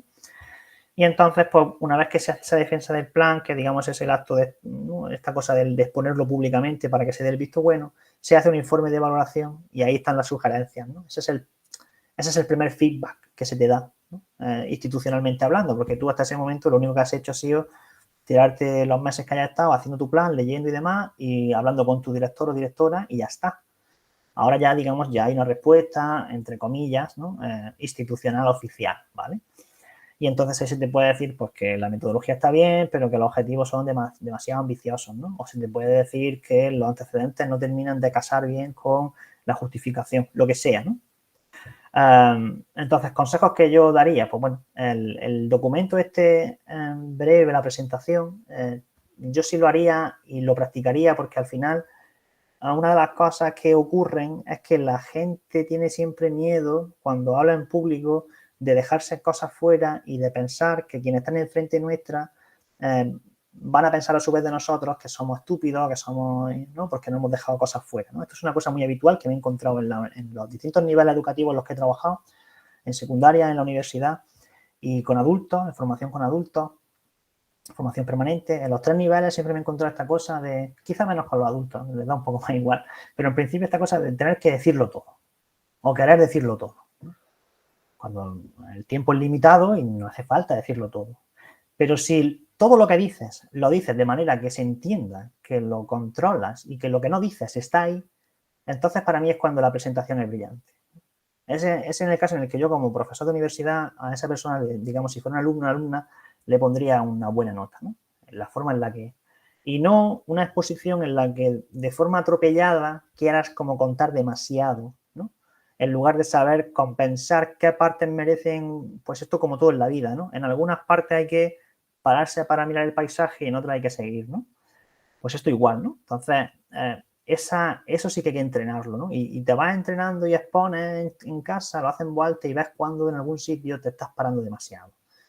O si esto no es tan importante y se puede resumir, ¿no? Ese tipo de cosas, ¿no? Y luego cuando vas a la presentación oral, y esto sirve para esto y sirve para prácticamente cualquier exposición oral que esté vinculada con la investigación, con la universidad, ¿no? Pues ya vas mucho más sobrado, ¿no? Vas mucho más tranquilo. En la medida en la que, bueno, está perfectamente, ¿no? Estructurado y el timing no se te va a ir, ¿no? Cosas ya un poco más de, pues, quizás consejillos, digamos, de andar por casa, ¿no? Practicar la entonación de la voz es una cosa importante que no se hace mucho en general. En el mundo hispanohablante, mi experiencia es que yo siempre detectaba en la carrera a los profesores que se sentaban y esto era algo así, ¿no? Era sentarse y la clase empezaba así y así era durante 2 horas, ¿no? No sé qué, no sé cuándo, el mismo tono de voz, ¿no? Durante 1 hora y media, 2 horas, ¿no? Claro, eso automáticamente el cerebro, ¿no? Evolutivamente hablado, una misma frecuencia, coge y nada, ¿no? Entonces, pues lógicamente eso es uno de los componentes que hay que trabajar, ¿no? La entonación, cuándo parar, cuándo hacer un énfasis, ¿no? Los silencios, todo eso, ¿no? Luego, otra cuestión importante es cronometrarse, ¿no? Y ya interiorizar el tiempo que tarda uno en hacer algo, ¿no? Y siempre dejarse un par de minutos, 1 minuto y medio, ¿no? Si tengo 15, hacerlo para que entre en 14, por lo que pueda pasar, ¿no? Y luego siempre tengo 1 minuto ahí de margen. Y si luego me sobra, pues lo utilizo y hago una, ¿no? Y concluyo. Me permito hacer un pequeño giro o floritura, ¿no? Analizar la gesticulación, ¿no? Sobre todo eso cuando exponemos en público esta cosa de la gente con la... Si es de pie, que no suele ser de pie, pero si es de pie, la gente que está con las manos en los bolsillos, ¿no? Incluso ya en determinadas épocas ya de estudiantes de doctorado y demás, lo cual ya es un poco terrible, ¿no? O la cosa esta de que la gente no mira nunca. Cuando estás exponiendo, no miras, tienes que mirar a toda la comisión. Siempre tienes que mirar y nunca fijas, pero digamos como que haces una especie de, pues eso, de barrido, ¿no? Y vas exponiendo y luego vuelves, ¿no? Eso siempre, a mí me ha dado, yo como espectador, cuando veo que alguien es capaz de mirar a todo el mundo y mantiene el contacto visual durante unos segundos con cada uno de los miembros, me transmite siempre seguridad y la seguridad inconscientemente transmite que el tema va bien. Esto es como cosas que no son necesariamente así, pero que dan la apariencia de que sí son así. Como cuando corrijo exámenes y alguien me escribe muy limpio y parece que fluye más la redacción. Y alguien que escribe en sucio, aunque sea exactamente igual, parece que fluye menos. Y esto es una cosa que tú dices, bueno, pues sí que en verdad es exactamente el mismo texto. Imaginemos que la página es tal cual igual, ¿no? Entonces son cosas que tienen que ver con esto de la apariencia, ¿no? Pues bueno, yo eso sí lo trabajaría, ¿no? Y luego cosas en así más técnicas de la especialidad, huir del casuismo, que es como querer entrar en muchos detalles, ¿no? En lo casuístico siempre en exposiciones orales no tiene mucho sentido. Empezar a hablar un poco y entrar en los detalles de por qué Catalina II hizo, no tiene sentido, ¿vale? Los tecnicismos, el lenguaje técnico hay que usarlo sin ser tecnicista, es decir, no hay que usar ni mucho menos un lenguaje vulgar, pero el lenguaje técnico tiene que estar marcado en ciertos momentos y se acompañe con un discurso, entre comillas, normal, que permita darle fluidez. Cuando se encadenan 50 palabras técnicas una detrás de otra, al final eso queda como, ¿no? Y estaba pensando en el ámbito en el caso del derecho se empiezan a citar nombres de normas jurídicas y al final tú al tercer Real Decreto Ley que te han nombrado ya no atiendes, ¿no? Entonces, se puede ser técnico y a veces se pueden acortar ciertas palabras o se puede ser técnico y de manera no reiterativa, ¿vale? Y luego siempre eso, lo de centrar el discurso en las ideas principales, ¿no? El mensaje tiene que estar como muy claro cuáles son las 3, 4 cosas que quieres decir, ¿no? Entonces tú piensas qué es lo que quieres decir y lo sintetizas, ¿eh? Te lo haces un borrador, haces un esquema y eso es, ¿no? Entonces, de la metodología quiero dejar muy claro que mi metodología va a ser fundamentalmente cualitativa. Y esto quiero que lo sepa. Entonces, cuando expliquen la metodología, ¿no? Entonces, quisiera hacer hincapié en un aspecto central de mi diseño de investigación, que es que la metodología va a ser fundamentalmente cualitativa. Y haces una pausa y dejas marcado que, ¿no? Y que repose en la mente del tribunal, ¿no? Que la metodología va a ser cualitativa, ¿no? Entonces, cuando eres claro, al final se queda algo, ¿no? Es decir, que esa gente se vaya y, bueno, pues diga, pues yo sé que este tío me va a hablar de la Unión Europea, me va a hablar de no sé qué, la metodología cualitativa y tiene X objetivos principal, tal, tal, ¿no? Y eso se queda, ¿no? Y luego, pues bueno, eso, lo de una cosa que yo esto lo pongo, pero en verdad creo que lo de grabarse y todo eso ya me parece un poco excesivo, pero sí el ensayo, ¿no? A veces ensayar delante de o exponerte está bien, como pequeños ejercicios, ¿no? Así de simulación. Esta cosa de la simulación, el practicar y el simular, el ponerse, el juego de rol, ¿verdad? Hacer como que estoy delante de la comisión del tribunal puede ser interesante, ¿no? Y luego ya para terminar, ¿qué cosas se van a valorar en ese informe? Y entonces, pues lo que decía antes, ¿no? Antes estaba comentando esto de las rúbricas, ¿no? Que la evaluación tiende a usar rúbricas o instrumentos objetivos de evaluación porque al final es que hay que objetivizar esto. Esto no puede depender de la impresión subjetiva, ¿no? Entonces, para mí es un proceso acertado, ¿no? El de poner rúbrica y tú ya sabes al principio cuáles son los ítems, los grados de logro que puede tener cada uno de los ítems y un poco más o menos, ¿no? Entonces, si no hay rúbrica de esto, ¿vale? No la hay. Pero si hubiera una rúbrica, para empezar tendría que tocar como mínimo estos 6 puntos que yo os pongo, ¿vale? La primera rúbrica sería la relevancia del tema dentro de la disciplina científica y entonces aquí tenéis que vender un poco también eso. Pues pensad que, bueno, al final serán de vuestra especialidad, pero puede ser que el tema no les suene o no les guste o vete tú a saber qué, ¿no? Entonces, el tema tiene que ser relevante y hay que justificarlo bien, ¿no? Otra cosa que se suele evaluar así en términos formales es el planteamiento y la delimitación de todos los aspectos, ¿no? Cuando dentro de cada apartado tú concretas muy bien, pues primero esto, en segundo lugar esto, en tercer lugar esto, y estas 4 cosas juntas hacen que, ¿no?, tengamos una justificación, plan, ¿no? Entonces, cuando se plantean y se delimitan muy bien los aspectos de la memoria, eso da sensación de solidez, de una buena estructura, ¿no? Que esté muy bien delimitado, ¿no? Luego se analizaría también, o debería analizarse, y seguramente es una cosa que salga reflejada en el informe, el manejo de las fuentes, ¿no? Entonces, pues ver si has leído. Y eso ya te digo, pues, según las fuentes que cites y cómo las cites, se verá si estás informado o no del tema, o si estás un poco más, digamos, ¿no?, en bragas, como se suele decir, ¿no? Estás un poco más desnudo y todavía estás, digamos, pues te van a decir que la investigación está en un estado muy, muy primitivo, ¿no? Todavía le falta eso, darle un poco más de consistencia, ¿no? La metodología es un punto central. Si la metodología no es coherente con lo que se plantea, pues se te va a decir. La planificación cronológica, que sea viable. Y luego en sí misma el acto de presentación, ¿no? El que la presentación sea... Y esto, se refleje o no se refleje explícitamente en el informe de evaluación, siempre pesa psicológicamente, ¿no?, en todos los ámbitos de la vida. Si lo presentas y demuestras esa seguridad y tal, lógicamente eso va a influir, ¿no? Entonces, esos son, a mi juicio, 6 aspectos que tienen que estar digamos, en la defensa del plan, ¿no? Entonces, pues nada, esto sería un poco, digamos, por una parte, ese bloque de la presentación, ¿no? Perdón, ese bloque de la investigación, ¿vale? Todo el diseño del plan. Entonces, aquí os dejo mi correo y muchas gracias por la atención, por supuesto. Y luego estaría toda la cuestión esta que digo de la defensa del plan de investigación, ¿no?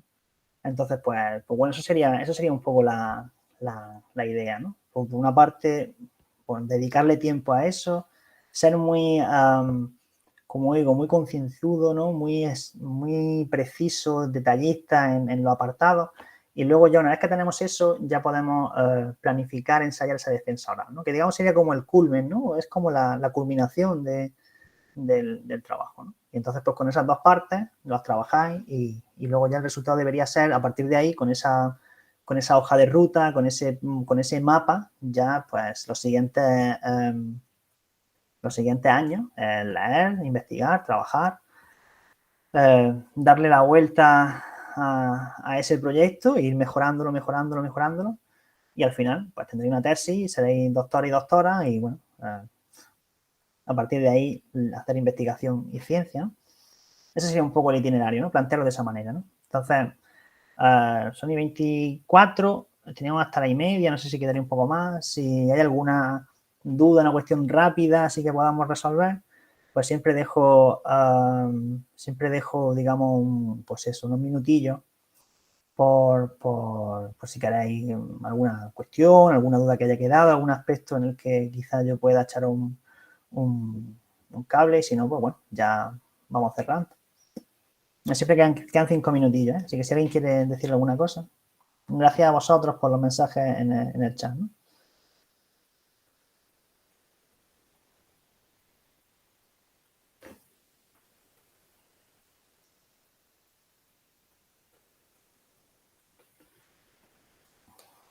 ¿Cuánto tiempo es de exposición? Dice Glenda Cecilia. Pues depende de al final el procedimiento lo arbitra, digamos, se arbitra a nivel de programa de doctorado, pero sí es cierto que hay un estándar establecido. Las exposiciones de planes de este tipo oscilan entre los 15 y los 20 minutos máximos, más bien 15 que 20. Por eso al final si cogéis los ítems y los dividís por 15, veréis que van a salir a pocos minutos por cada uno de los apartados. Entonces luego a lo mejor tiene más sentido quizás dedicarle un poco más a la metodología y un poco menos a la temporalización. Pero al final es eso. Por eso digo que en pocos minutos no te da tiempo digamos, a profundizar en cada uno de los apartados, sino que tiene que ser esa visión de conjunto y quizás, y esto como decía el texto, ¿no? De Ícaro, ¿no? Le decía el arquitecto Dédalo a Ícaro que volara a medio camino entre no muy cerca del sol, porque entonces se le quemarían, ¿no? Las alas, ni tampoco muy cerca del mar, porque entonces las alas se mojan y tampoco puede volar. Entonces, yo siempre recomendaría esa cosa entre una visión de conjunto, ¿no?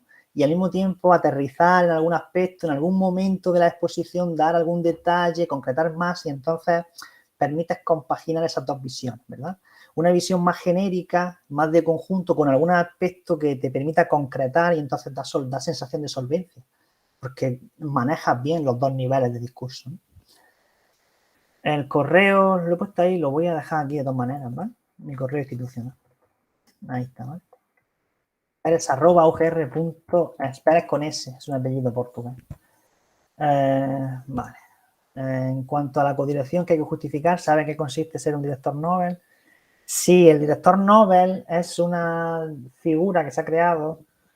En principio, te lo digo un poco de memoria, así, de cosas que no lo tengo fresco, ¿vale? Pero el director Nobel es una figura que se ha creado para permitir que jóvenes profesores y profesoras puedan dirigir tesis, porque habitualmente solamente dirigen las tesis, digamos, las personas, los catedráticos y las catedráticas, ¿no? Gente ya con mucha trayectoria, ¿no? Entonces, en la codirección lo que se establece es que dan mayores facilidades para la codirección si el codirector es una persona Nobel, ¿no? Porque normalmente la codirección tiene que estar muy justificada. Es decir, la codirección tiene que tener motivos académicos muy precisos, porque si no, al final se desvirtúa. La codirección es tener dos personas que te dirigen porque el tema requiere a dos especialistas o porque son dos universidades. Hay algún motivo académico que está de fondo, ¿no?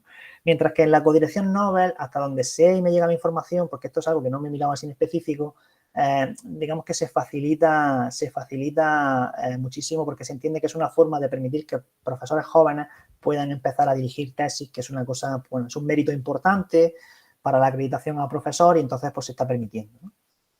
Dice María José, en la defensa podemos contar con el apoyo de una presentación. En principio sí, y si no, con ese documento esquema. De todas formas, esto es una cosa que se arbitra a nivel de programa de doctorado, y por tanto será la coordinación quien diga si se puede contar o no contar con ese material o esa presentación. En principio, aprenderosla sin el material, tendréis que entregar algún tipo de resumen o algo y preguntar si es posible hacer la presentación, digamos, en PowerPoint o en otro tipo de sistema, ¿no? Otro tipo de aplicación, ¿no? Y es importante ese día llevar, en el caso de la universidad, y creo que es extensible al resto de universidades, no solamente la de Granada, creo que había que llevar el documento de compromiso, que es un documento que se firma entre el investigador predoctoral, ¿no? y el director de tesis, ¿no? Entonces eso se va firmado y hay que entregarlo en ese acto, ¿no? En cualquier caso, aquí siempre el correo a la coordinación del programa de doctorado, que es quien, digamos, establece el procedimiento, ¿vale? Cuando hablabas del gráfico, Francisco José Calvo Solana, del gráfico con el número de citas, ¿interesa un tema muy citado o no? Por lo que decía de los temas trillados. Claro, pues eso es lo que tú tienes que tratar, la justificación de manejar. Es decir, Si el tema no tiene ninguna cita, no aparece en ningún lado ni nada, pues es difícil porque no vas a tener antecedentes, no tienes marco teórico, no tienes nada. Si el tema tiene muchísimas citas, entonces la forma de justificarlo, a mi juicio, ¿vale? Sería plantear que el tema es foco de discusión científica, como en este caso queda acreditado por el informe de citas extraído de Web of Science, etcétera, como sabemos, la fuente de, ¿no?, base de datos más relevante, etcétera, etcétera. Y hay un aspecto, sin embargo, pese a ese volumen de citas, que está inconcluso, que está irresuelto, que sigue generando discusión, que está lejos de estar finalizado, ¿no? Y ahí es donde yo quiero insertar.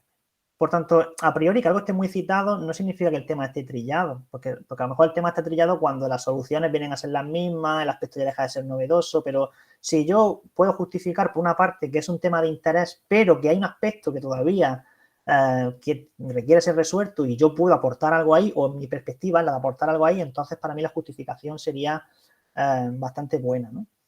Entonces yo combinaría un poco eso, ¿no? Dar un soporte, claro, de nada. Entonces dar un soporte, pero al mismo tiempo, pues, que no sea repetir lo que ya se ha dicho, ¿no? Yo lo de lo trillado lo decía sobre todo por este tipo de tesis, ¿no? Que plantean cosas que a lo mejor no dan problemas, ¿no? Entonces investigar al final es aportar, ¿no?, esa perspectiva nueva, ¿no? Entonces, bueno, son las 1:31. En principio, si no hay ninguna intervención más, pues podemos dejar el curso por aquí. Y nada, que seguimos en contacto.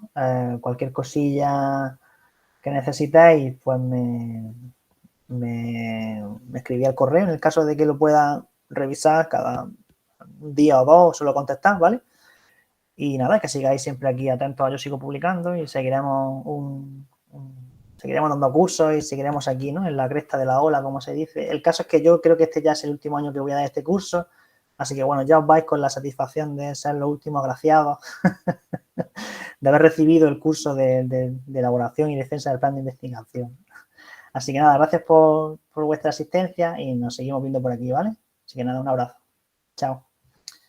No sé si Wences estás por ahí o Dani, si no cierro yo el... Gracias, Verónica. Quizá a lo mejor vuelva, no se sabe, no creo. Wences, Dani, si no cierro yo, ¿no? Vale. Pues nada, familia, voy a cerrar la llamada y se quedará en la grabación que subiremos a YouTube, ¿vale? Así que nada, buen fin de, chao.